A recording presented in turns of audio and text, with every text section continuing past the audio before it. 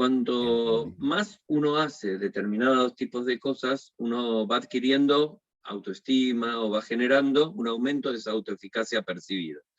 La autoeficacia percibida es un término que sí introdujo Bandura y que tiene que ver con lo que yo siento que soy capaz de poder hacer. Entonces, la manera de modificar esa autoeficacia percibida es a través del ejercicio. Es lo que siempre, inclusive dentro de los modelos terapéuticos, cuando uno ve a alguien es como, ay, yo no puedo tal cosa. Bueno, fíjate, probá, hacelo. ¿Sí? Si no podés, no podés, pero bueno, por lo menos te quedas tranquilo de que trataste de hacerlo. Una de las cosas importantes que decíamos para el aprendizaje tiene que ver con la motivación, ¿no es cierto? El dinero siempre es como una motivación. Entonces cuando yo digo, uy, tengo que pagar 10 lucas, che, ¿y no lo podré hacer yo? No sé, el otro día mi señora lleva el auto a la BTV y viene y dice, no, hay los foquitos de stop están quemados, hay que cambiarlos. Me dice, llevé el auto al Automóvil Club y no me los quisieron cambiar porque dicen que se necesita una pinza especial para sacarlos. Y digo, ¿estás segura? Sí, bueno, no, ¿cuánto valía? Valía como una fortuna. Una fortuna por cambiar 2 bombitas, que uno piensa, cambiar 2 bombitas es una cosa que yo creo que puedo hacer, las cambio en mi casa, se las voy a poder cambiar al auto, digo, es girar y poner. Ahora, ¿qué pasa? Cuando abro el baúl no había como una manera de poder entrar o acceder a las bombitas. Entonces me fijo en internet, pongo un tutorial, el modelo del auto que tengo, y aparece un tipo y me dice, ah, viste acá, esto que está escondido lo abrís, y acá desenroscás una tuerca, sacás, abrís una pavada. Bueno, al final me salió 160 pesos, que es el valor de 2 foquitos, porque todo lo hice yo, contra 2.500 pesos que querían cobrarme por hacer el cambio de los foquitos. Es decir, yo no estaba seguro si lo iba a poder hacer, pero primero, mirando un video, sí me convencí que podía hacerlo, porque hubo alguien que me hizo una demostración práctica. O sea, no solo me lo contó, como sucedía antes cuando yo era chico y leía en un libro o en un manual, sino que vi un video de alguien que tenía un auto igual al mío y que estaba haciéndolo y fui viendo paso por paso cómo hacía. O sea, aprendí por observación, lógicamente. Claramente, como decía el compañero, uno tiene que tener cierto grado de autoeficacia percibida alta o de autoconfianza, pero también uno tiene que sentir como esa especie de desafío y de motivación. Es decir, cuando uno no tiene guita para pagar determinadas cosas y las quiere hacer igual, busca una manera alternativa de poder hacerlas. Y generalmente se encuentra. Hay otra gente que no, hay otra gente que ya está derrotada desde el principio y que dice, yo nunca voy a poder hacer eso, y lógicamente ni siquiera se animan. En eso tiene que ver sí estas características personales que tienen que ver con los componentes afectivos, con los rasgos de personalidad, con las estrategias de afrontamiento que cada uno tiene para poder enfrentar al mundo. De alguna manera, el tema que tenemos hoy es el tema de la psicología cognitiva y el aprendizaje. Digo, cuando hablamos de psicología cognitiva y aprendizaje, es casi obvio que no hay aprendizaje si no lo analizamos desde el punto de vista de la psicología cognitiva, que para poder aprender algo es una condición sine qua non y un requisito indispensable contar con un aparato o un sistema cognitivo que permita incorporar información, procesarla, almacenarla, generalizarla y utilizarla para generar comportamientos. O sea, no podemos aprender si ese aparato cognitivo no funciona bien o aprendemos de maneras diferentes y funciona mal. Ahora, es necesario, o sea, es imprescindible para que haya un aprendizaje, pero no es suficiente. ¿Qué quiere decir? Que no todo el proceso de aprendizaje se agota en el estudio de un sistema cognitivo, sino que el material que se aprende, la forma en que se adquiere, la configuración que tiene el material, la manera en la cual se enseña, el estilo de quien enseña, también son decisivos a la hora de aprender. O, no sé, el tipo de tutorial que estoy mirando también va a variarlo. Ahora, si nosotros no analizamos las características individuales que sí tienen que ver con un aparato cognitivo, digo, nos estamos perdiendo una parte fundamental del proceso. Entonces, imagínense que yo tengo un grupo de 20 personas, y de esas 20 personas hay 10 que no aprenden. Mi hipótesis inicial debe ser, bueno, hay algo malo en la configuración y no en las personas. ¿Por qué? Porque sería raro que 10 personas a la vez tuvieran algún problema cognitivo que les impidiera hacer este aprendizaje. Es lo mismo que, no sé, cuando yo doy un curso, por ejemplo, de psicología cognitiva, y al terminar nuestro curso, tomamos una evaluación, y luego de esa evaluación yo observo que tuve un 40% de personas que tienen que recursar la asignatura, debo aceptar y entender que evidentemente hice las cosas mal, o preparé el material mal, o estoy evaluando mal, pero que el problema no es de las personas, sino que es del contenido. O sea, podría asumir que, bueno, no hubo motivación suficiente, pero es raro. ¿Por qué? Porque miro qué es lo que pasa en otras asignaturas. Entonces, Sí tenemos que entender que el estudio o la comprensión del componente cognitivo o individual dentro de cada individuo que quiere aprender es fundamental, ¿sí? Y que, lógicamente, cualquier dificultad que esté vinculada a cualquiera de estos procesos cognitivos se va a traducir generalmente en un déficit de aprendizaje. O sea, imagínense un niño que va a la escuela y que tiene problemas para copiar, no alcanza a escribir nunca. Entonces dicen, bueno, ese chico de a poco va teniendo un atraso, ¿no es cierto?, en la adquisición de información y se va retrasando, no puede acompañar el ritmo de aprendizaje del resto.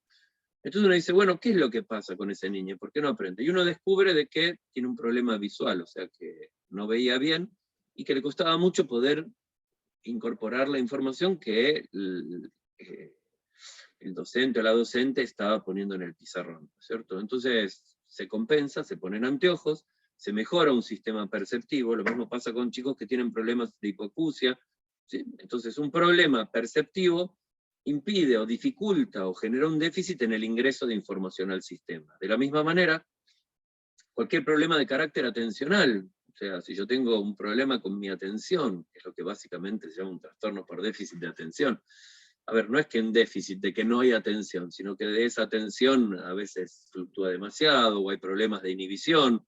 Cuanto más vamos aprendiendo sobre los procesos atencionales, más refinamos las dificultades o los tipos de problemáticas que se pueden suscitar. Ahora, un problema atencional que hace que yo no pueda colocar mi foco atencional por un tiempo determinado en algo que necesito retener o por lo menos incorporar al sistema para procesar, también va a generar un déficit que se va a ir acumulando a lo largo del tiempo y que va a llegar un momento donde no voy a poder cumplir con las expectativas de logro que existen para el nivel en el cual cronológicamente debería estar.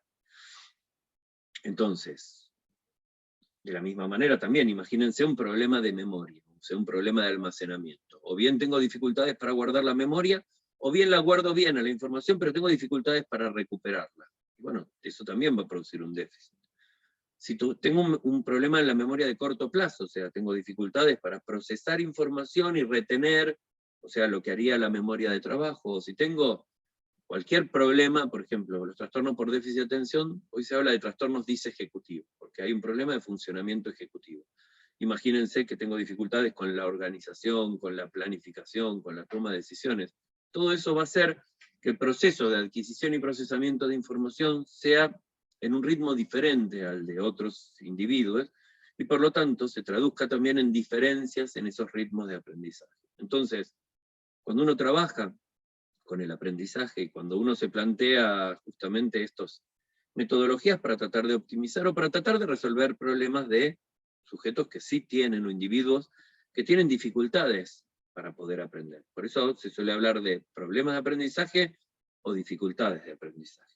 Hay unos problemas que son la dislexia, la discalculia, la disgrafia, o sea que son trastornos casi de carácter neurológico muy fuertes, que impiden, digamos, claramente la escritura, la lectura o el cálculo mental, y que lógicamente interfieren con otros aprendizajes. Y después hay otras dificultades menores que pueden tener que ver con otras características individuales, ¿sí?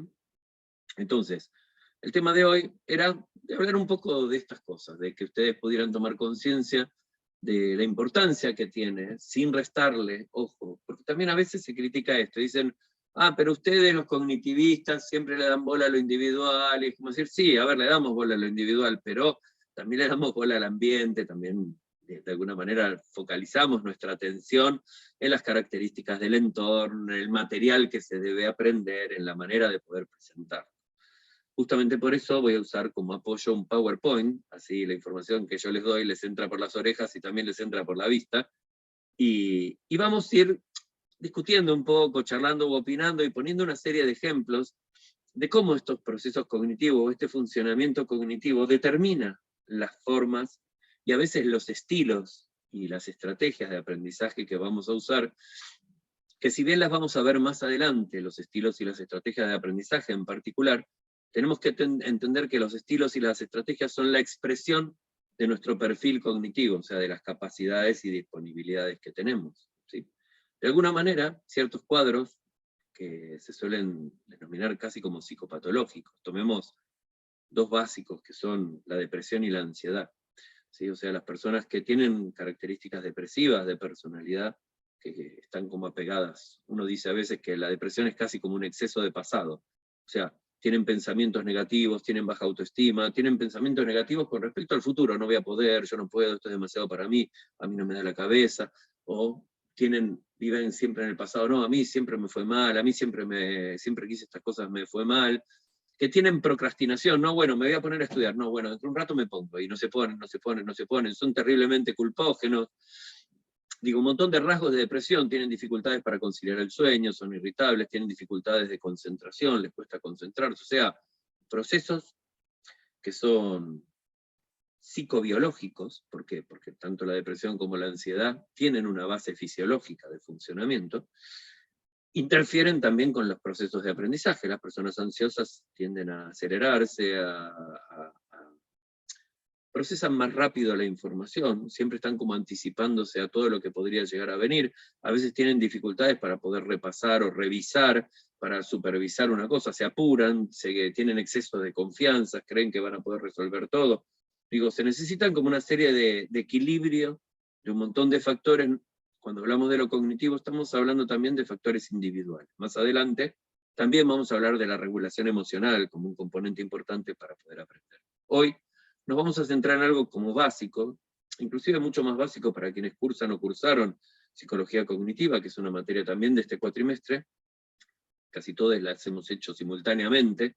Entonces, parece como muy introductorio y muy sencillo lo que vamos a ver, pero no importa, ¿sí? En este caso es interesante, ¿sí? Que podamos verlo. A ver, voy a poner la pantalla para compartir.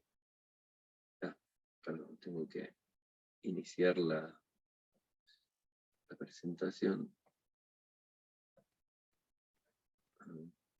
Ahora sí. Vamos a...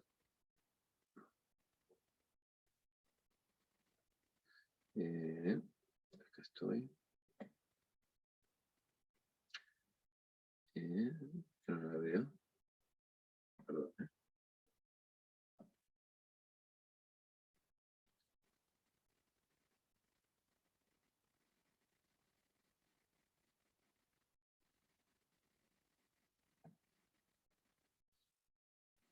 Muy bien. Ahí ven el cartelito. En realidad yo quería compartir la presentación, ¿no ven? Esta quería compartir. ¿Ahí la ven? La que dice aprendizaje de una sola. Bien, perfecto. Si nosotros vamos un poco para atrás, ¿sí?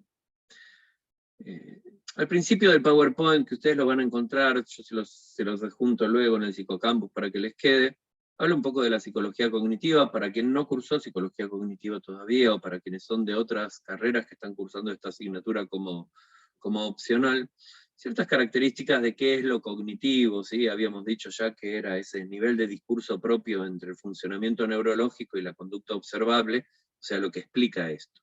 Que hay fenómenos en los cuales actuamos como respuesta a estímulos ambientales, que son procesos top-down o de abajo hacia arriba, y procesos, bottom-up, y procesos top-down, que son de arriba hacia abajo, que son procesos como intencionales, donde el comportamiento está determinado por intenciones que devienen, digamos, del pensamiento, del procesamiento cognitivo. Habla del PPI, o el paradigma del procesamiento de la información, de cómo se entiende, ¿no es cierto?, el funcionamiento del comportamiento. Tenemos un ingreso de información, procesos de codificación que generan imágenes mentales, un procesamiento mental, sistemas de almacenamiento. Hay otra clase de sistemas que no estaban dentro del primer paradigma del PPI, que tienen que ver con la toma de decisiones, con la selección, con planes, con organización, que es lo que hoy se llama funcionamiento ejecutivo. Hay una idea de que el proceso de información tiene una analogía que puede ser fuerte o débil con el cerebro humano, pero básicamente lo interesante es cuando empieza a modificarse la concepción de aprender. Piensen que aprender venía siendo hasta esa época, hasta alrededor de los años 60, y casi hasta 70, y en nuestro país hasta más adelantado todavía, era como un proceso con una fuerte impronta conductista, donde se suponía o se aceptaba, los métodos de enseñanza asumían que el aprendizaje tenía que ver con una asociación espacio-temporal y que tenía que ver con una serie de refuerzos, como muy bien Díaz felicitado, tú puedes, sigue así, la estimulación, digo, los castigos, las amonestaciones, el rincón, la oreja de burro, inclusive, no en mi época, yo cuando ya empecé a ir a la escuela ya no sucedía, pero en la escuela de mis padres había castigo físico, donde había que arrodillarse sobre granos de arroz, había que poner los dedos que a uno le pegaban con una varilla, ¿sí? O sea, como que se aprendía a través del golpe, había como una concepción bastante brutal de los métodos de enseñanza o de cómo las personas aprendían.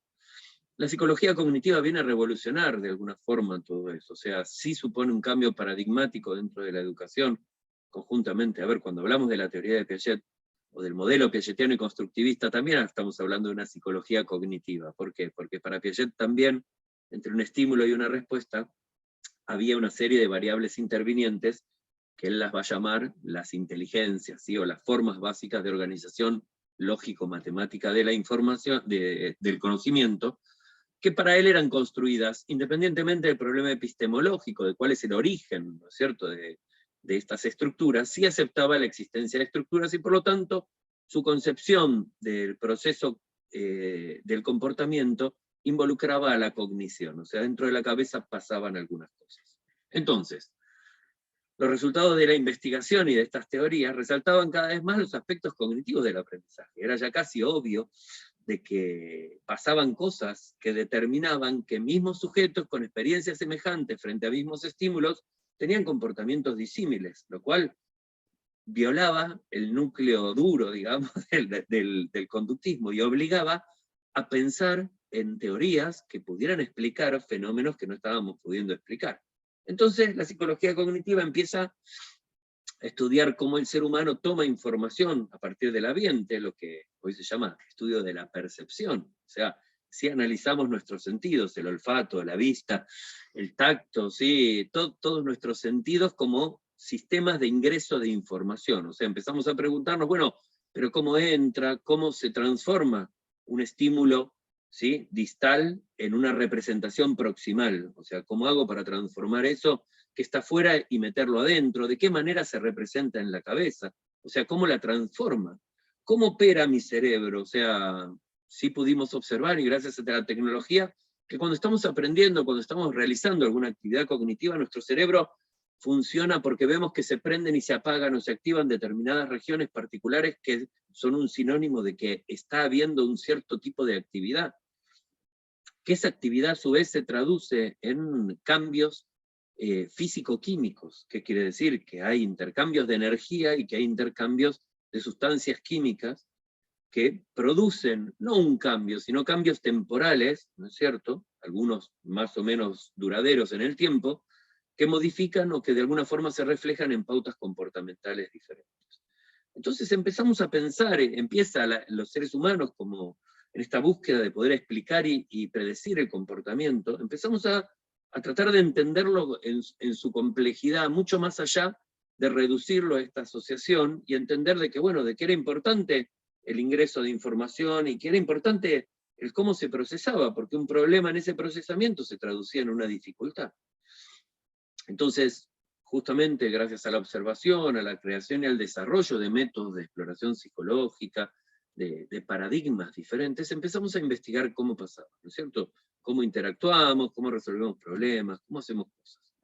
Entonces, existen muchos modelos aplicados al aprendizaje que plantean la existencia y el uso de estrategias y estilos cognitivos, estrategias y estilos metacognitivos, aprendizaje autorregulado o controlado, que es lo que aceptamos hoy en día.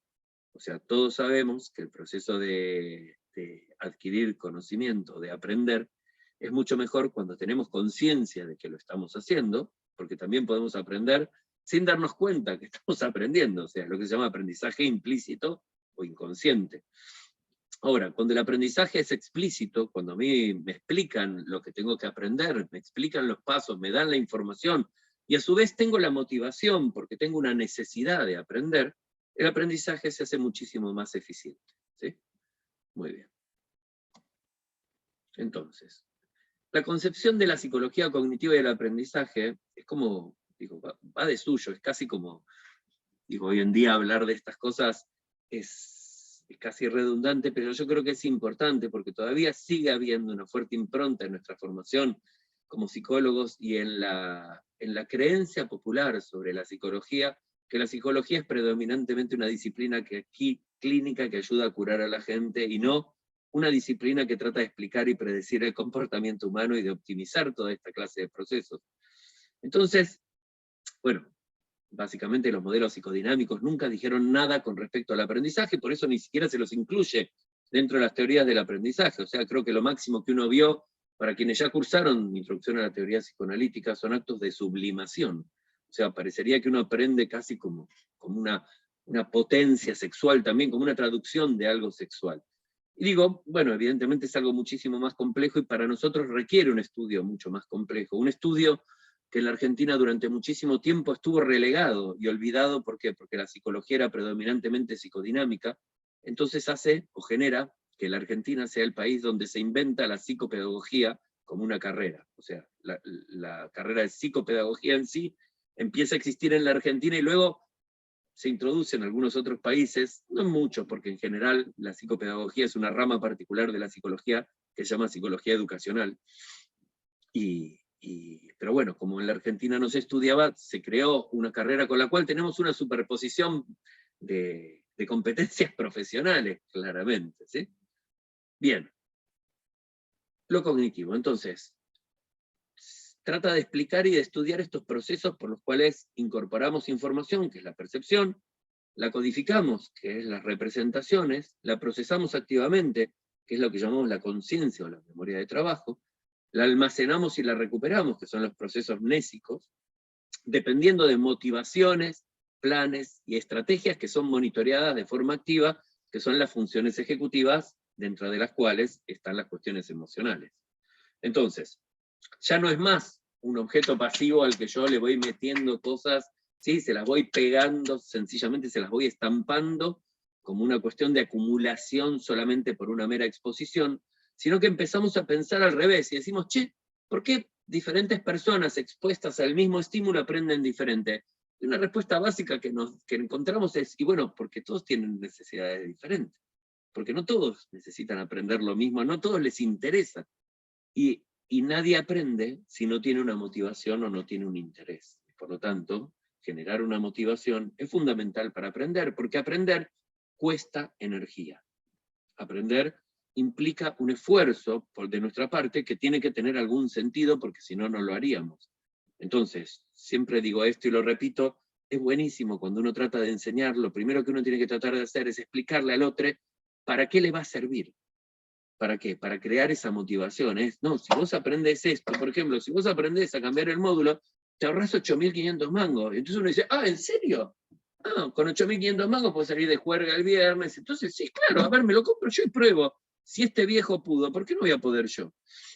¿Entienden? Se generan procesos motivacionales que tienen que ver con el entender cuál es el sentido o para qué sirven algunas cosas. ¿Bien? Entonces, ya dejamos de pensar en las personas o en los sujetos como receptores pasivos y empezamos a pensar que, bueno, que alguien sale a buscar la información que necesita.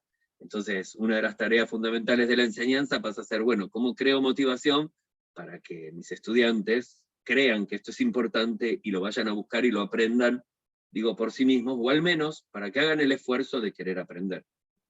Bien. Entonces, el aprendizaje se concibe como un medio que permite adaptarnos a un medio, o sea, siempre seguimos usando esa idea fabulosa, ¿no es cierto?, de adaptación. ¿Qué quiere decir? Que nos transformamos y transformamos el ambiente para poder sostener este equilibrio. Entonces, gracias a nuestra habilidad tecnológica de crear herramientas y dispositivos, ¿sí?, empezamos a cambiar el mundo que nos rodea, y por el otro lado, a través del aprendizaje, empezamos a modificar un montón de información que tenemos adentro, lo cual también, sin aprender, es modificarlo, ¿sí? Es adquirir información que evita que demoremos en resolver problemas porque ya los conocemos. Entonces, internamente, hay cambios en las estructuras mentales, en los conocimientos, en las reglas, los principios, las formas de pensar, la actitud, los sistemas de valores, las opiniones, ¿sí? Y externamente, cambios del comportamiento, o sea, aprendemos cosas que se pueden observar como habilidades motoras, desempeño de roles, interacciones sociales, ¿sí? El aprendizaje tiene estas dos facetas, o sea, Yo puedo ver que alguien aprendió cuando, no sé, puedo decir, che, qué bien que aprendió a jugar al tenis. Mirá cómo, o sea, cada vez que viene la pelota la tira y la mete adentro, con una precisión y una potencia, y para esto demoró como 5 años. Antes no la tiraba en ningún lado, ahora la pone donde quiere, entonces aprendió. Ahora, también puedo mirar a alguien y estar esa persona en el mismo estado que está, imaginemos, casi no un deportista, sino un intelectual o un nerd, como se lo suele llamar. Se nos suele llamar, digo, yo pertenezco a la categoría nerd, o sea, los que somos científicos o hemos dedicado nuestra vida al aprendizaje intelectual, somos llamados generalmente como nerds o como frikis o como personas que se dedican a esto.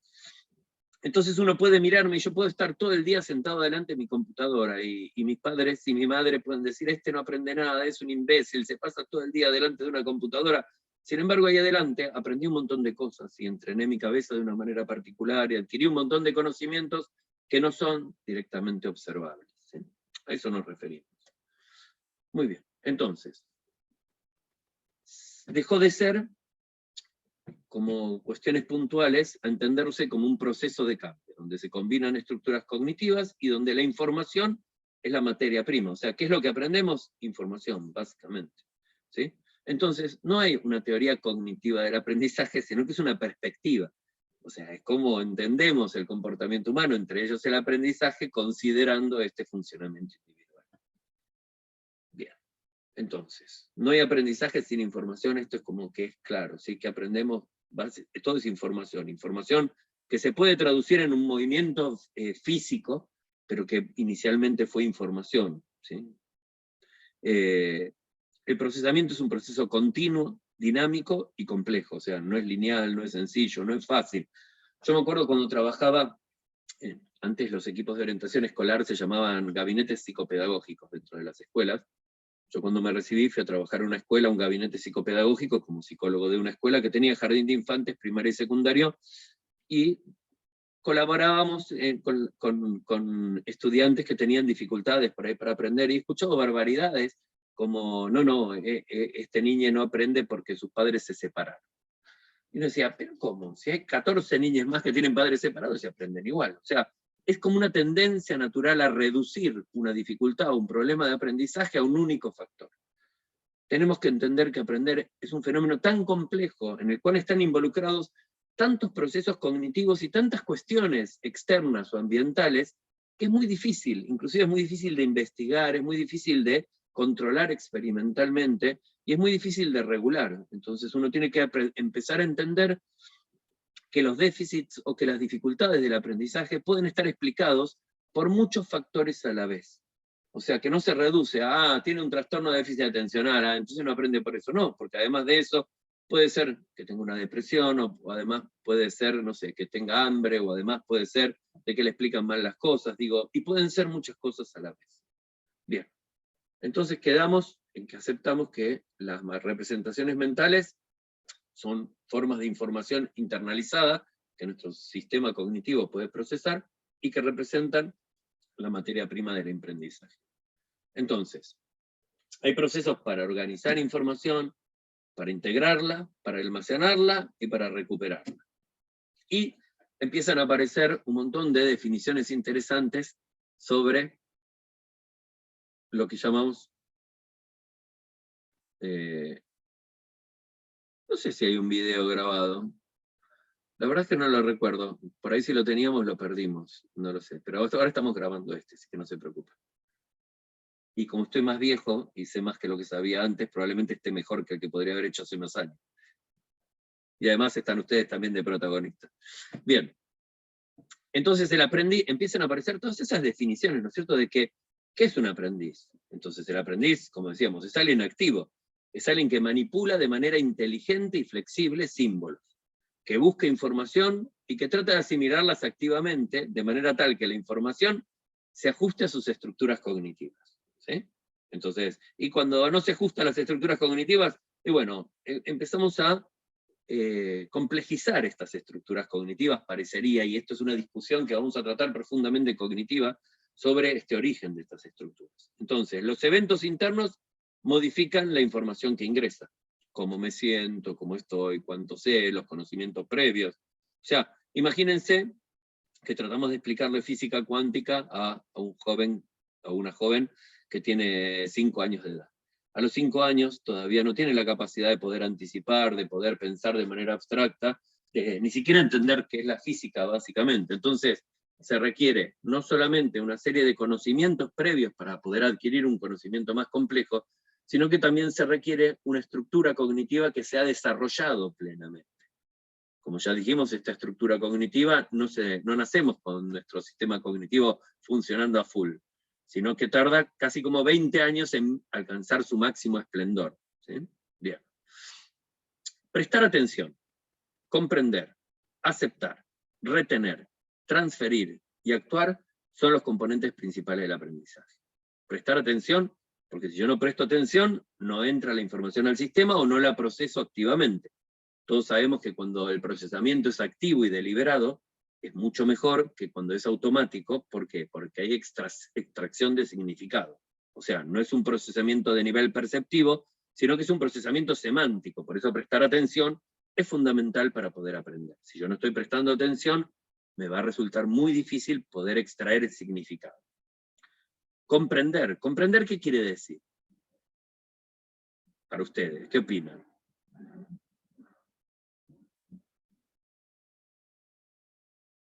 ¿Cómo definiríamos? Comprender. Uno podría decir comprensión. Para mí puede ser comprender en el sentido de poder asociar esa información nueva que me está entrando con cosas que ya sé. O sea, poder relacionarlo y darle un sentido para poder decir, bueno, o sea, sí, esto me quiere decir tal cosa. Yo pienso lo mismo que piensa Ana, claramente. Y uno puede comprender de maneras diferentes. O sea, cuanto más conocemos y cuantas más cosas tenemos en la cabeza, nuestra comprensión va siendo diferente. Claro, es más que tener claro algún contenido, es darle un sentido. Y ese sentido se lo damos cuando ponemos en relación esta nueva información con información de la que ya disponemos.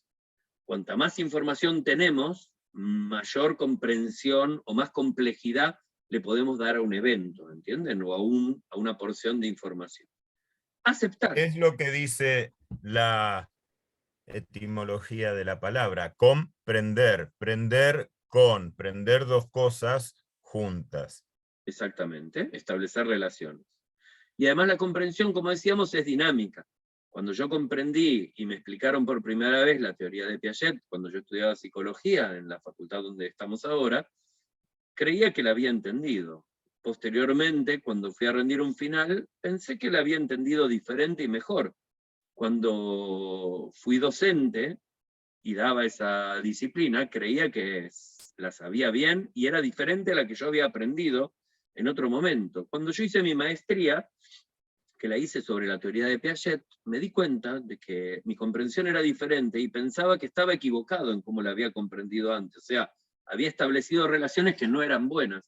Y luego cuando hice mi doctorado, también volví a usar la misma teoría y le di una comprensión diferente. Y hoy en día, cuando doy esa teoría, tengo una comprensión que no tiene absolutamente nada que ver con la comprensión que le había dado en otro momento. Entonces, comprender no es un hecho estático, único y que sucede una vez en la vida, sino que es un proceso continuo que inclusive se va transformando de manera hasta inconsciente, digo. ¿Por qué? Porque toda la información está como interconectada. Entonces, si yo aprendo algo nuevo, inclusive que no tiene nada que ver con la teoría de Piaget, puede estar relacionado con algún punto y la va a transformar, y va a transformar su comprensión. Entonces la comprensión es un acto voluntario, sí, es más eficiente cuando esas relaciones yo las establezco deliberadamente.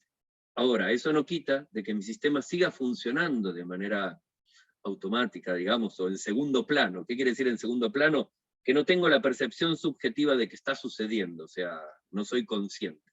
Bien. Sigamos. Aceptar, estábamos con aceptar. ¿Por qué es importante aceptar? Porque, bueno, imagínense que yo estoy explicando esto y ustedes no están de acuerdo y no lo aceptan, entonces es como decir, uno no sé si lo va a aprender, uno no lo va a guardar, probablemente va a recordar, no, una vez yo escuché un tipo que decía tal cosa, pero para mí no tiene, o sea, la aceptación es importante para aprender. Retener.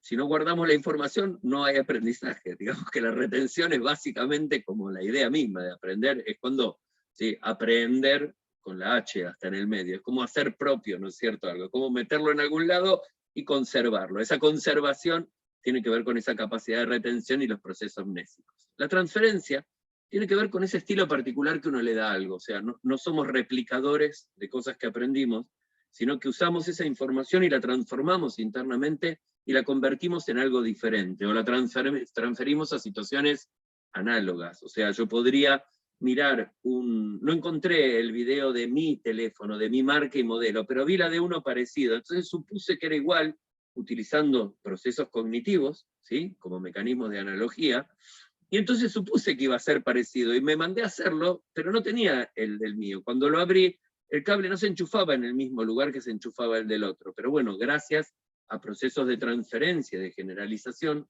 conseguí resolver un problema que no lo había aprendido, porque nunca vi cómo se hacía con mi teléfono, lo vi con otro. O sea, esto tiene que ver con la capacidad de creatividad, que es una de las cuestiones que siempre se le criticó al conductismo. Porque si nosotros solo replicamos... ¿Cómo? La flexibilidad. Sí, y además de la flexibilidad, la creatividad. ¿Por qué? Porque si el conductismo fuera tan cierto, no habría manera de generar comportamientos novedosos, porque solo sé lo que vi o vino transferido desde el ambiente.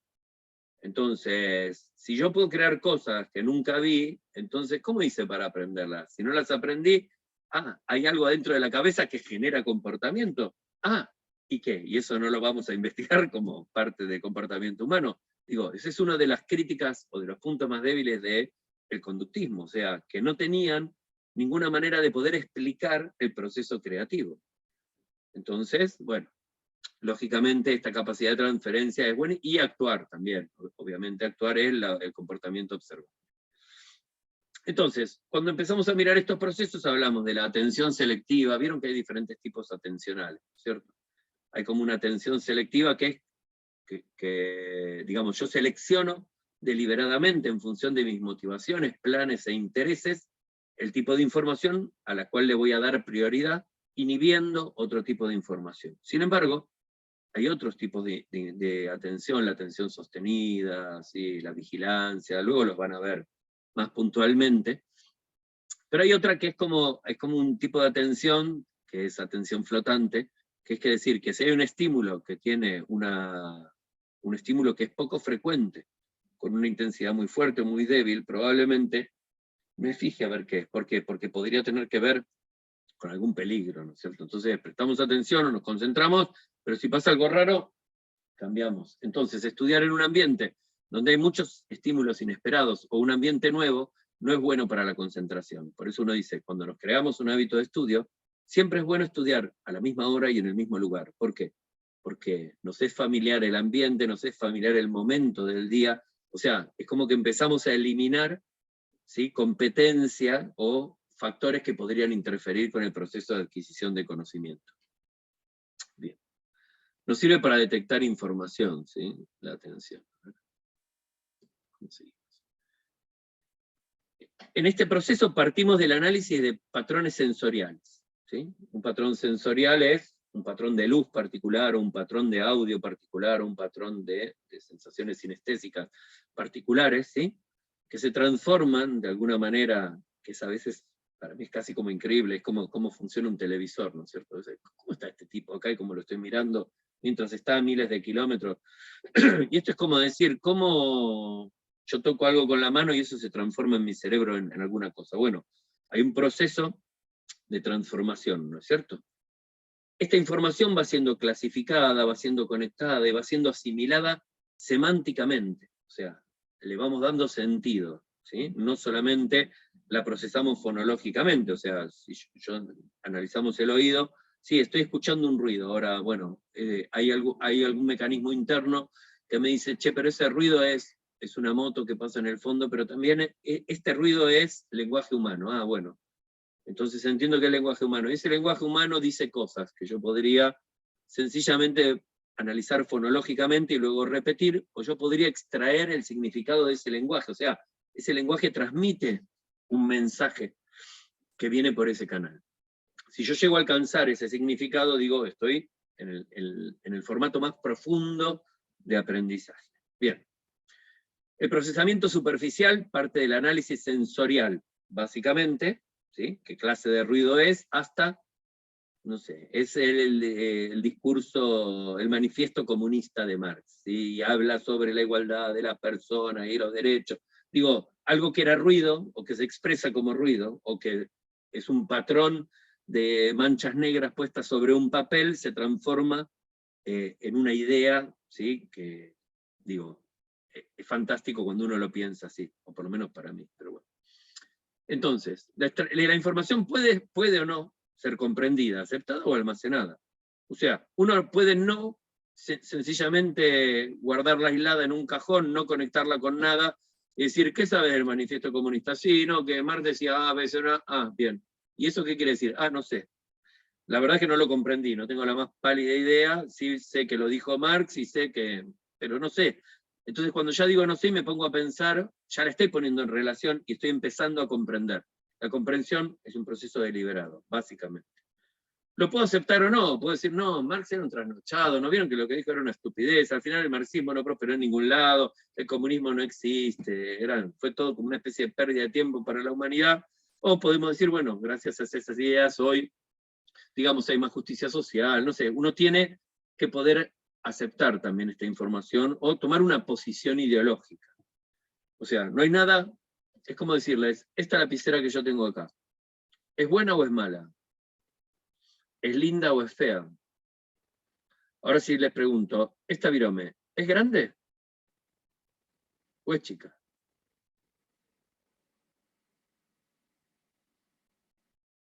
¿Cómo es? Es normal. Esa es una posición conservadora, no me la juego ahora. ¿Es grande o es chica? ¿Es pesada Yo o es diría que liviana? es chica, pero depende mucho Para mí es de chica. con qué lo contrastes. Exacto, la virome no es ni pesada ni liviana, no es ni grande ni chica. Digo, esas son propiedades que uno le asigna cuando la pone en relación con algo. En realidad la virome es solo virome. Digo, si yo la comparo con mi dedo, la virome es grande. Si la comparo con el tamaño de mi cabeza, la virome es pequeña. Entonces puede ser grande y chica a la vez, dependiendo de la relación. Entonces los objetos tienen propiedades empíricas, se llaman, o sea, que son propiedades propias del sujeto, como su forma, ¿sí? Su peso concreto, no relativo en comparación con otras cosas. Y a su vez tiene propiedades pseudoempíricas, decía Piaget, que son las propiedades que yo le adjudico al objeto al ponerlo en relación con otra cosa.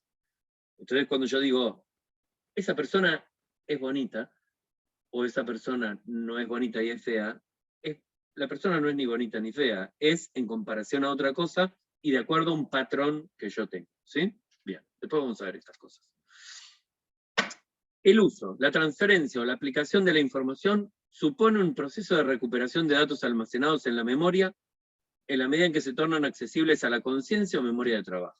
Entonces siempre recordamos esto, la memoria de trabajo es ese espacio que en la computadora se llama memoria RAM o en el celular, que es la memoria de trabajo, ¿sí?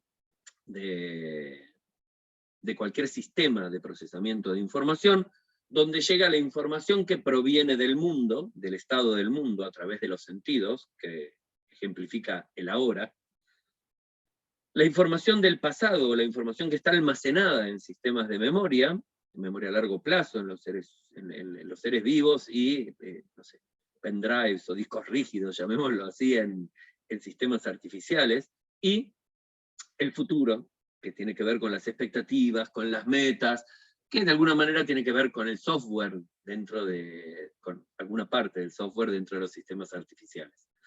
Bien, entonces, el lugar donde todas estas cosas se juntan se llama, ¿cómo le decimos?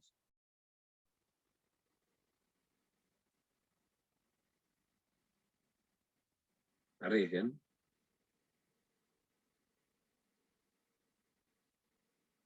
¿Cómo le decimos a este lugar? ¿Me quedé sin internet? ¿Me están escuchando o no? Me parece que me quedé sin internet. Se trabó. A ver. Ahí está. Ahí Ahí. volvió. Bien, perfecto. ¿Cómo le decimos a este lugar?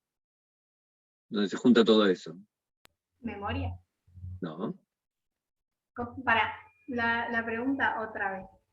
Donde juntamos la información que viene de los sentidos, donde juntamos la información que tiene que ver con nuestros planes, metas, expectativas, deseos, intenciones, y la información que tenemos guardada de experiencias pasadas. La memoria de trabajo. Ese sería como una especie. Ahora, ¿cómo le solemos decir? Yo le digo conciencia. ¿Por qué? Ese es el lugar donde yo tengo esta sensación subjetiva de que todo está pasando, ¿no es cierto? Donde junto todo de una manera casi deliberada. Es una buena idea, porque a veces se pone medio peliagudo cuando uno trata de definir qué es la conciencia, ¿no es cierto? Y la conciencia es como este espacio, digamos, donde se junta el presente, el pasado y el futuro, donde yo tomo decisiones, donde yo deliberadamente, digamos, decido o resuelvo o recuerdo o, ¿sí?, manipulo de manera deliberada la información. Me gusta a mí, esta es una buena definición de conciencia. Bien. A la Lo que pasa es que conciencia estás incluyendo algunas informaciones que por ahí están guardadas en un nivel, diría Freud, preconsciente, que no están todo el tiempo disponibles o presentes, salvo cuando las vas a buscar. Por eso yo me quedé medio pensando con lo de conciencia.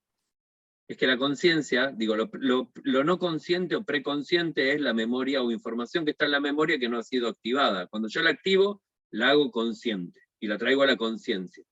Si querés pensarlo en un término más dinámico, ¿no es cierto?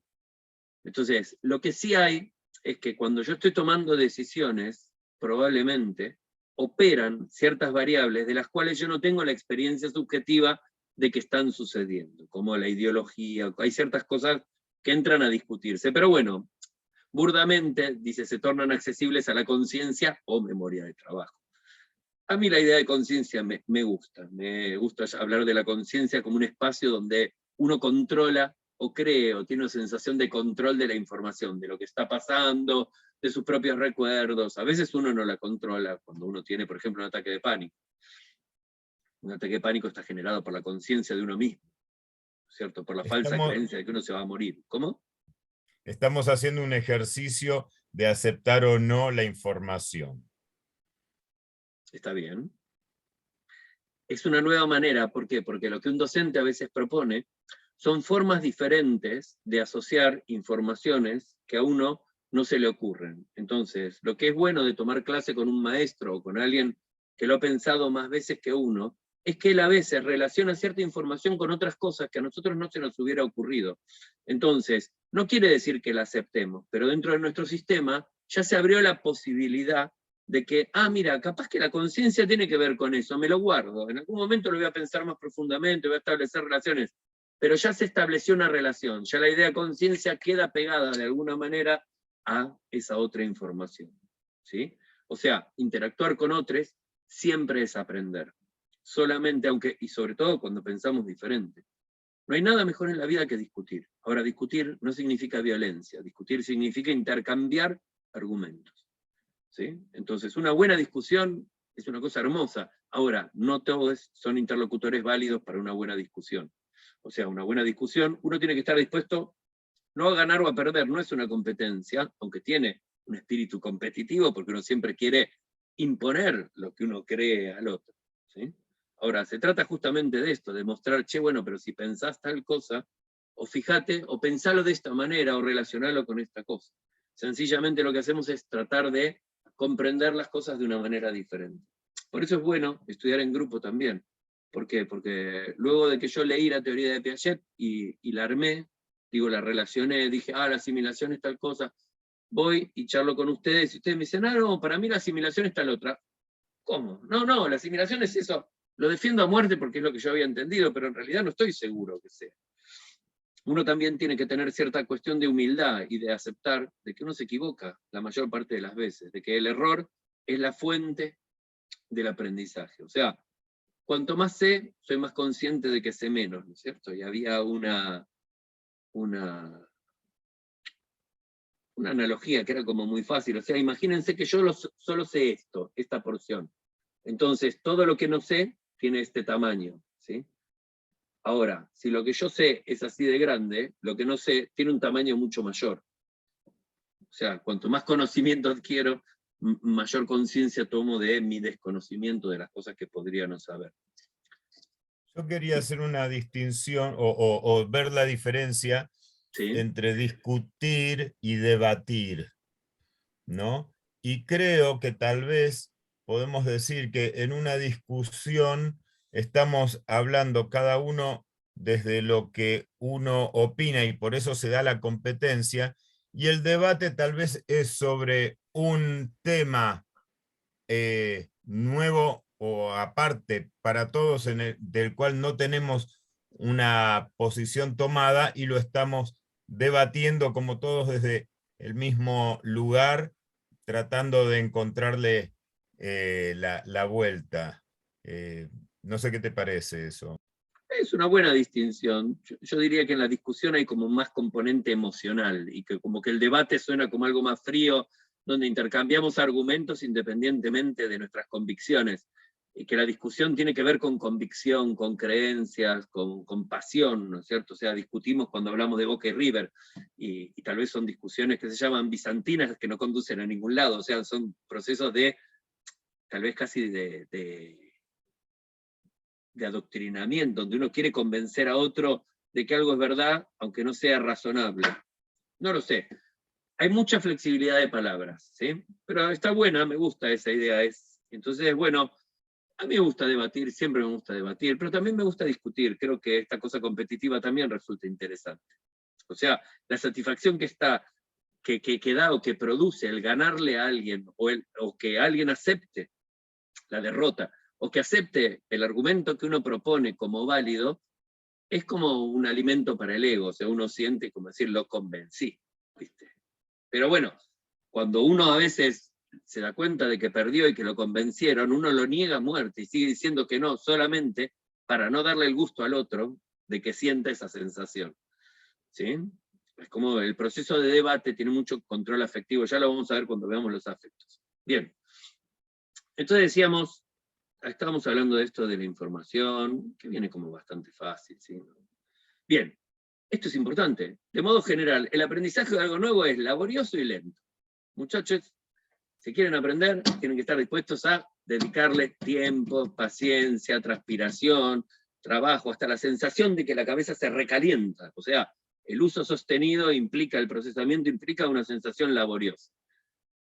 La reiteración, la práctica, el ejercicio o el entrenamiento, llámenlo como se les cante, y no importa que lo hayan dicho los conductistas, genera familiaridad, habituación, disminución de errores, tiempos de respuesta con desempeños más seguros, precisos y eficientes. ¿Qué quiere decir? Hay que practicar, hay que repetir, hay que entrenar para aprender. No importa si lo dijeron los conductistas, no por eso es una estupidez.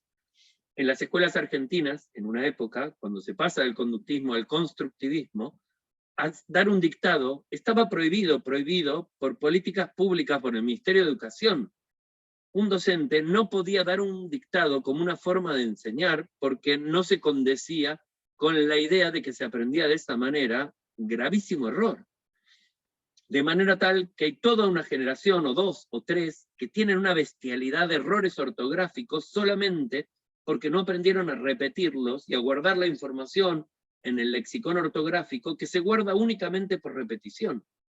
O sea, la negación casi ideológica de ciertos procesos cognitivos, sencillamente porque no se condecían con una teoría, nos ha llevado a cometer un montón de errores. ¿Entienden? En vez de decir, che, a ver, repetir está bueno, no entendemos todavía por qué, seguro que no es como dice el conductismo, pero repetir hace bien, ¿por qué? Porque aumenta la eficacia y la eficiencia. Ahora, no se trata de repetir ad infinitum o eternamente, sino que hay una curva asintótica que repetir más de 3 o 4 veces ciertas cosas, sobre todo para adquirir conocimiento o información, está bien. Ahora, por ejemplo, para aprender a jugar al tenis, tal vez uno debe repetir y tener mucho más ejercicio y pegarle de muchas maneras diferentes hasta conseguir un control mucho más preciso del movimiento. El ejercicio favorece los desequilibrios y las reestructuraciones cognitivas y el establecimiento de nuevas conexiones entre conocimientos previamente almacenados. Es una unión de decir, che, para todos los constructivistas del mundo, el ejercicio funciona y está bien. Por eso Piaget hace hincapié más de una vez en las famosas reacciones circulares primarias y secundarias, que no son más que meras repeticiones. Bien, profe, una de las cosas que creo que más me sirvieron de la secundaria fueron los dictados. Claro, porque corregí un montón de errores de ortografía y aprendí muchas palabras nuevas. Es como, no sé, yo actualmente estoy aprendiendo italiano. Entonces aprendo italiano y entonces la profesora dicta y yo escribo. Y cuando escribo digo, no, ¿cómo sé cuando una palabra lleva el doble P o doble T? En italiano muchas palabras llevan dos consonantes juntas. Tengo que La escribirlo, doppia. y lo escribo una vez, 2 veces, 3 veces, 10 veces, y ya se queda almacenado en ese lexicón ortográfico. De hecho, nos pasa a muchos de nosotros que aprendimos con ese sistema de repetición, que es que no me acuerdo si esta palabra va con C o con S, la escribo, no pienso, y ya me sale con la letra que va. ¿Por qué? Porque está guardada el patrón gráfico, ¿sí? Entonces la repetición es fundamental. Pablo, ¿ibas a decir algo? No, estaba pensando, yo también pasé por el detato y la doppia, que la doppia te marca la acentuación también de la palabra, ¿no? También, o los acentos. Digo, en el Entonces ahí, español, ahí vos lo podés un poquito también relacionar. a veces hay relación y a veces A no. veces Por sí. ejemplo, que payaso se escriba con Y y no con SH, por ejemplo, que suena igual, es una regla, ¿sí? O que higo lleve la letra H, que no suena antes. Son reglas que uno, si uno no las aprende o memoriza, no hay manera de poder inferirlas. ¿Entienden? Entonces es como decir, bueno, o las reglas de ortografía. Yo no sé cada palabra dónde lleva el acento. Conozco una regla que dice, las palabras agudas llevan acento, las palabras que acentuadas en la última sílaba llevan acento ortográfico, en la anteúltima no llevan, y las esdrújulas, que son en la otra, llevan. Entonces cuando tengo que poner un acento, pienso en esa regla, la aplico. Ahora, esa regla la sé porque la memoricé. Entonces, el ejercicio es fundamental para poder aprender. Sin ejercicio, digamos, el ejercicio no es fundamental. El ejercicio favorece, ¿sí?, la eficiencia del aprendizaje. La atención, la comprensión, la aceptación y la retención no aseguran que el alumno sea capaz de transferir lo que aprendió a nuevas situaciones. O sea, solamente disponer de un conocimiento no asegura que yo sea capaz de poder transferirlo. Para eso se requieren otra serie de procesos cognitivos. Bien. La memoria, bueno, es obvio, creo, y lo voy a repetir solamente para refrescar la idea y para que podamos por ahí pensar en una serie de ejemplos sobre esto. La memoria de largo plazo es un registro permanente y prácticamente ilimitado. No sabemos, la verdad, cuál es su límite. Sí sabemos cuánto dura hasta que nos morimos o que nos agarra una demencia. Digo, cuando nos empieza a faltar un poco de sangre en el cerebro porque tenemos, no sé, una enfermedad de Alzheimer o tenemos una demencia senil o una demencia vascular. ¿Qué quiere decir? Cuando el cerebro se empieza a morir, la información empieza como a desaparecer. Ahora, si no, no sabemos cuánta información somos capaces de poder almacenar. Constituye una red semántica de informaciones, no solamente, digo, la memoria solamente no es semántica, sino que también hay otra información, se la va a clasificar de diferentes formas, pero toda es memoria a largo plazo porque quiere decir que dura mucho tiempo. Hay activaciones asociadas, hay fenómenos de priming, hay fenómenos de repetición y de organización como maneras de, digo, cuanto más repito una información, la teoría vieron como las redes neuronales, que es el teórico del jueves, que vamos a ver en cognitiva, un patrón de relación entre neuronas se activa. Es como si una serie de patrón de luces que se prenden, y esa es una representación mental de algo. Cuantas más veces se prende, ¿sí?, cuantas más veces yo tengo contacto con ese estímulo y activo esta determinada representación mental, hay una probabilidad estadística de que se active mucho más rápido, ¿sí?, de esa manera. Por eso me acuerdo de las cosas con las cuales manipulo o proceso con más frecuencia, y me cuesta más recordar cosas que hace mucho tiempo que no recuerdo o que no activo, ¿sí? Sin embargo, hay un montón de Publicidad. pistas. ¿Cómo? En la publicidad, que te repiten muchas, en cada tanda, te pasan la misma publicidad y vos decís, si ya lo sé, bueno, ¿no? O tenés 17 carteles adentro del estadio, y decís, ¿para qué ponen tantos carteles? Y bueno, los veo arriba, los veo abajo, los veo en todos lados.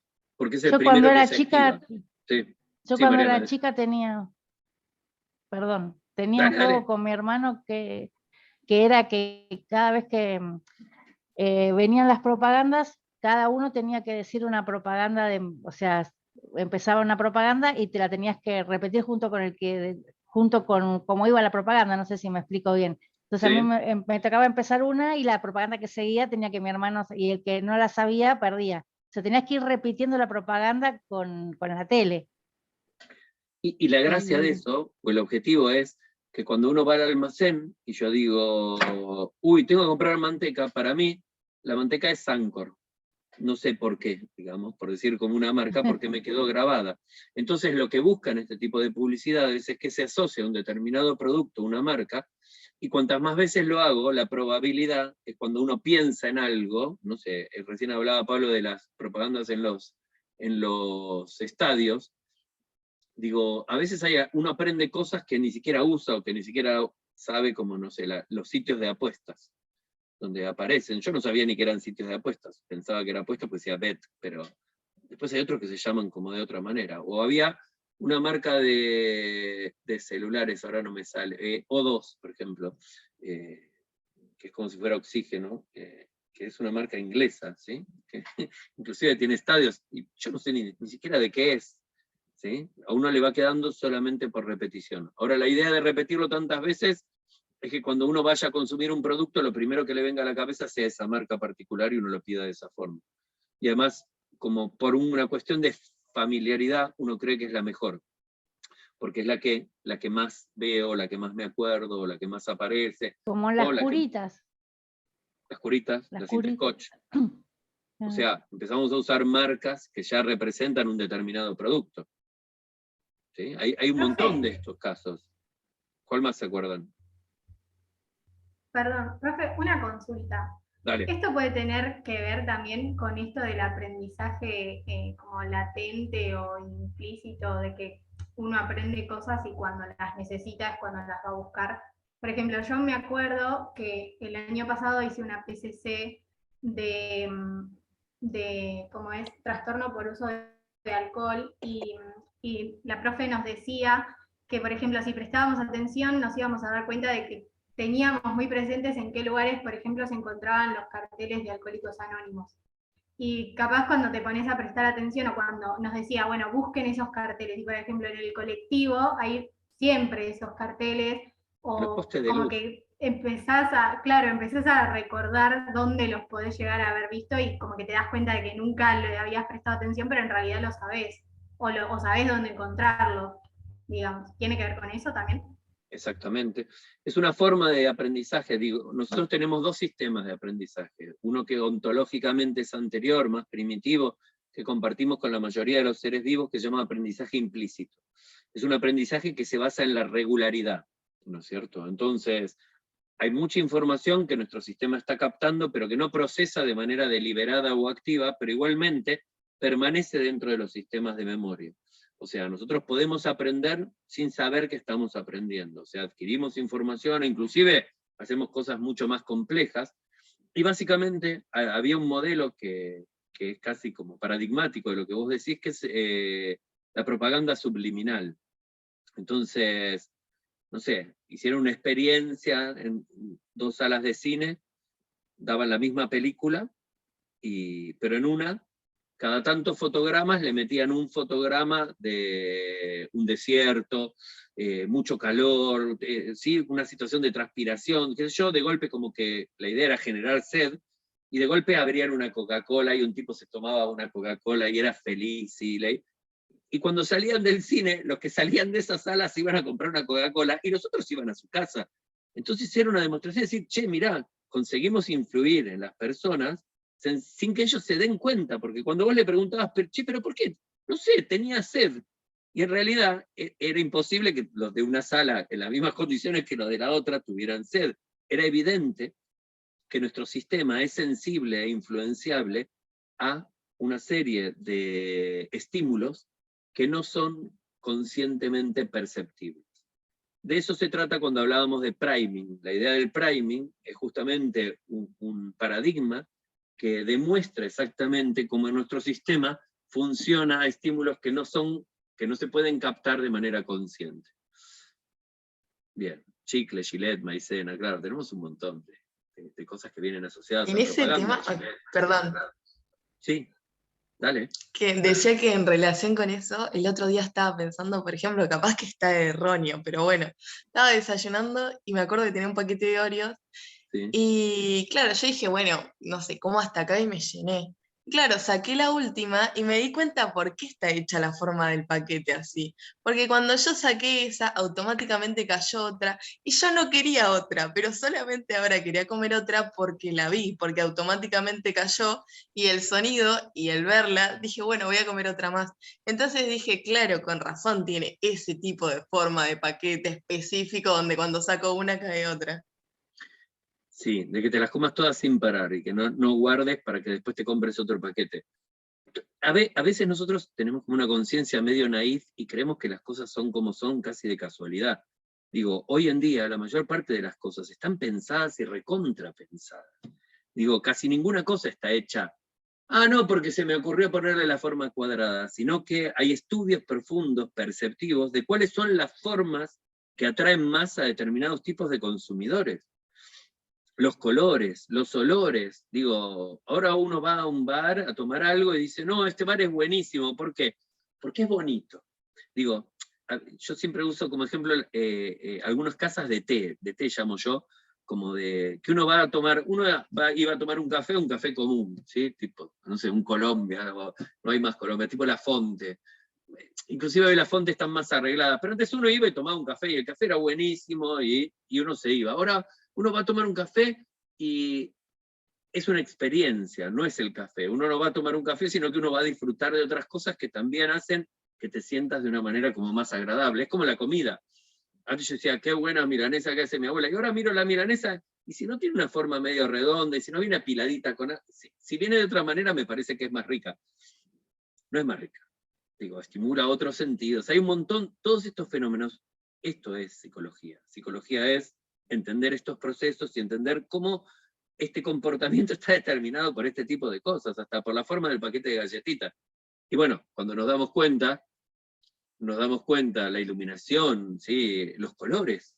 Un restaurante, ¿sí? Este restaurante es malísimo. Y en realidad por ahí no era malísimo, la comida era, no sé, era hasta mejor que en otro lugar, pero el lugar era como muchísimo más agradable. Sí, la acústica es horrible, odio los lugares para ir a, no sé, a tomar algo, un bar, y que la música esté tan fuerte que nadie pueda hablar. Me parece como un contrasentido. Y con todas las personas que hablo, a todos les molesta lo mismo. Lo que no me explico es por qué siguen poniendo la música tan fuerte. Y una vez le pregunté a un barman de un lugar que se llama Alsina, se fue como transformando con el tiempo, pero apenas lo habían abierto, hacían unos tragos muy ricos, y era como un lugar divertido, y en un determinado momento ponían la música tan fuerte, decía, pero che, vinimos a charlar y a conversar, no se puede hablar con la música tan fuerte. Dice, no importa, dice, ponemos fuerte para que la gente se vaya, como que se excite, parece que cuando se excitan toman más alcohol, no sé, tendría que comprobarlo, tendría que ver ese tipo de teorías, pero en realidad lo que para mí logra es que si uno está en un ambiente cálido, compartiendo con personas y charlando, uno se queda más tiempo y consume más. O a lo mejor, parece que queda más tiempo, pero no consume más. Por ahí lo que quieren es que consumas y generarte un ambiente incómodo para que te vayas rápido y pueda entrar otra persona. A ver, creo que se piensa en todo eso, que cuando alguien tiene un negocio y su única función es ganar dinero, están pensando en ese tipo de cosas. Bien, seguimos. Tenemos también otras memorias, la memoria semántica, que es donde guardamos conocimiento de palabras, conceptos y relaciones. ¿Sí? Es la de significados. Tenemos otra episódica, que son experiencias perceptivas personales que están asociadas a un espacio y un tiempo. En general, unas están basadas en lenguaje, que son las semánticas, y las episódicas tienen que ver con imágenes sensoriales, básicamente. O sea, cierro los ojos y puedo ver, no sé, la cara de mi mamá cuando era joven, o puedo ver milanesas, no sé por qué veo, pero siempre hasta ahora veo milanesas. Digo, puedo ver imágenes, puedo hasta sentir el olor de determinadas cosas, pero que están vinculadas a experiencias personales. Claramente ocupan mucho más espacio la memoria episódica, ¿sí? Y por eso recordamos menos cosas que la memoria semántica, que ocupa muy poco. Es como un archivo TXT o de texto plano que no ocupa casi nada contra un archivo, una fotografía, digamos, que tiene miles de detalles. Después tenemos una memoria de trabajo, working memory, memoria operativa, como la quieran llamar, que está compuesta por un ejecutivo central y que se ocupa de procesar información.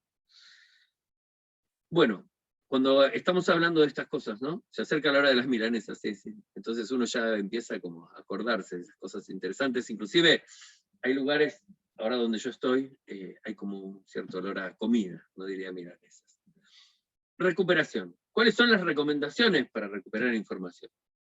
La primera de todas, ya la dijimos muchas veces, es trabajar, ¿sí? Atención, prestar atención y esforzarse. Si no prestamos atención y no nos esforzamos, va a ser muy difícil poder recuperar información. Comprender es crítico. Cuantas más relaciones establezco, más fácil es la recuperación porque tengo más pistas, porque puedo entrar a determinada información por diferentes puertas.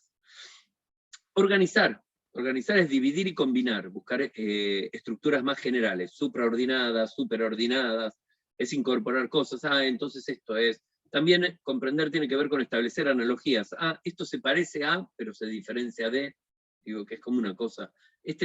Todo este proceso mental, cuando lo hacemos deliberadamente, constituye lo que llamamos una estrategia de aprendizaje. O sea, si yo leo y solo trato de recordar lo que leí, el desempeño es muy diferente del que si termino de leer, paro y digo, bueno, ¿qué fue lo que leí? ¿Cuál era la idea central que trataba de transmitirme este texto? ¿Qué es lo que el autor quería decir con esto? ¿Qué definiciones son importantes?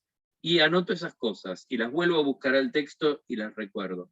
Claramente que el aprendizaje va a ser diferente y va a ser muchísimo más eficiente. ¿Entienden? Bien. Entonces ya nos damos cuenta cómo claramente no es conductismo, cómo aprender es un proceso, ¿sí?, deliberado, donde las estrategias son críticas y fundamentales, donde organizar mi aprendizaje resuelve, digamos, o lo hace muchísimo más eficiente. Aprender no es, parece como que tenemos un montón de técnicas aprendidas que para mí no son eficientes, o sea, es como la clásica de ir a un teórico y pasármela tomando nota de lo que dice el que tengo adelante. Es malísimo. ¿Para qué anoto? Digo, no tengo nada que anotar, si lo que el tipo me está diciendo es lo que está, tengo que escucharlo, porque las relaciones que él me va a dar, básicamente, ahora, si él está repitiendo lo que dice el libro, ni siquiera debería ir a ese teórico, debería quedarme en mi casa. O sea, ¿para qué voy a ir a que alguien me lea un libro? Me lo leo solo. Digo, voy a una clase para que alguien me diga algo que no está escrito, para que alguien me diga algo diferente, me genere otra cosa. A ver, por ahí anoto una idea, pero no tengo que anotar como el loro todo lo que el tipo dice. Imagínense que como estamos hablando, a la velocidad que yo hablo en el medio de una clase como esta, seguro que yo dije un montón de barbaridades por el medio. ¿Sí? Ahora que hay video, si después lo miro lentamente, voy a mirar y voy a decir, mirá lo que dije, qué animal. Digo, en otro momento no quedaban registros, entonces era como inimputable. Pero ahora uno puede mirar todo ese tipo de cosas y sí darse cuenta como no es una buena estrategia tomar nota de lo que alguien dice. Digo, sí les quedan los ejemplos que yo di o las cosas que estuvimos hablando cuando ustedes participaron, todo eso ya les quedó adentro de la cabeza. Digo, cuando lo vuelvan a leer, naturalmente se van a acordar de estas cosas, cuando vuelvan a leer el contenido. Entonces no tomen nota, no está bueno. Bien. Vamos. La memoria de trabajo, ni voy a hablar de la memoria de trabajo, porque ya la van a ver en otro lado. No tiene. Las funciones de la memoria de trabajo, por ejemplo, son importantes, esto sí lo vemos, ¿para qué? Para comprender el lenguaje, para retener partes anteriores de un mensaje hablado hasta que puedan ser integradas en las partes posteriores. Imagínense que yo estoy leyendo un párrafo, y ese párrafo tiene una sola idea central. Claramente termino el párrafo y me quedó la idea central. Ahora imagínense que la mayor parte de los libros que escribimos no lo escribe nadie que sepa de literatura, por lo tanto están bastante mal escritos los libros científicos. Y entonces hay personas que ponen como 7 ideas centrales en un párrafo. Entonces, a medida que voy leyendo, tengo que ir guardando en la memoria de trabajo la idea central y repitiéndola mientras sigo leyendo. O sea, por eso es fundamental y crítica en el aprendizaje, porque su tarea es la de almacenar y procesar a la vez, hace las 2 tareas simultáneamente. Por ejemplo, en la lectura, es fundamental para retener e integrar partes de una palabra, de la oración, del párrafo y del texto. O sea, yo tengo que ir decodificando letra por letra, sílaba por sílaba, palabra por palabra, extrayendo el sentido, entonces, y guardando esa información hasta que termino la oración y la puedo cerrar. Pero mientras tanto tuve que ir guardando toda esa info mientras iba haciendo una serie de procesos. Esto es la memoria de trabajo. En la aritmética es lo mismo, cuando yo les digo 53 menos 19, uno ya se complica, porque el 3 es más chico que el 9, hay que pedir al del costado, entonces tengo que acordarme mientras le hago la operación mental, ¿sí? Es fundamental la memoria de trabajo. En el razonamiento, retener los locales mientras trabajo con ellos. Además, necesitamos memoria de trabajo para mantener la información nueva y para integrarla con la información antigua. O sea, mientras yo estoy buscando información en la memoria de largo plazo, tengo que tener la idea en la cabeza y tengo que ir integrándola, ¿sí? Entonces, queda claro que cualquier déficit o cualquier dificultad en la memoria de trabajo se traduce naturalmente en un déficit de aprendizaje, ¿sí? Bien, después ustedes van a poder encontrar ahí la famosa teoría de Baddeley. Baddeley estuvo en nuestra facultad. Cuando yo estudiaba, no, yo ya era ayudante. Cuando trabajaba, lo trajimos una vez, vino de Inglaterra a darnos una charla, o sea, estuvimos conversando con Baddeley. Hoy en día es una persona sumamente reconocida, no sé si vive todavía, pero él creó la working memory famosa, la memoria de trabajo. Él acuñó esa palabra, ¿no? Y fue el primero que habló sobre la existencia de una memoria de trabajo que no era un almacén de memoria, sino que era una instancia que procesaba información y que tenía 3 componentes. Un ejecutivo, que hoy ya se habla de procesos ejecutivos, funciones ejecutivas, un bucle fonológico que nos permite repetir información, repetirla y repetirla y repetirla hasta que la guardamos o la usamos, y una agenda visoespacial que hace lo mismo, pero en vez de fonológico, visualmente. Muy bien. ¿Ven? Entonces tenemos un ejecutivo, una agenda visoespacial y un bucle fonológico. Entonces uno repasa la información fonológica y otro repasa la información visual hasta que la procesamos y la guardamos. Es un tema también de... Bueno, las funciones ejecutivas, ¿sí? Son procesos mentales, resolvemos problemas internos y externos, ¿sí? Y funciones ejecutivas nos sirven para inhibir problemas internos o externos irrelevantes, la influencia de las emociones, las motivaciones, nos permiten estar en alerta, ¿sí? Controlar la atención antes y después de tomar acciones. Si el problema es nuevo, si ocurrió anteriormente, compararlo, buscar estrategias, pensar en la resolución de problemas, organizarnos, buscar información que va a ser útil para eso. Si un problema es nuevo, usa la información de las memorias de trabajo. Digo, a ver, lo importante de las funciones ejecutivas es que nos sirven para monitorear o controlar todo el proceso de nuestro comportamiento. Son claramente los famosos procesos de feedback o retroalimentación que hemos visto un montón de veces escritos en psicología. ¿Qué quiere decir? Es que hacemos cosas y lo que hicimos lo estamos mirando para ver si está bien hecho, para ver si se corresponde con las metas y planes que teníamos, para ver si lo corregimos o seguimos haciendo lo mismo que hacíamos hasta ese momento, ¿sí? Todo eso, cuanto más se controla, mucho más eficiente es. O sea, el aprendizaje autorregulado, que es el más eficiente, justamente es el que tiene mayor capacidad de regulación y monitoreo. Para eso sirven alguna vez las funciones ejecutivas, ¿bien?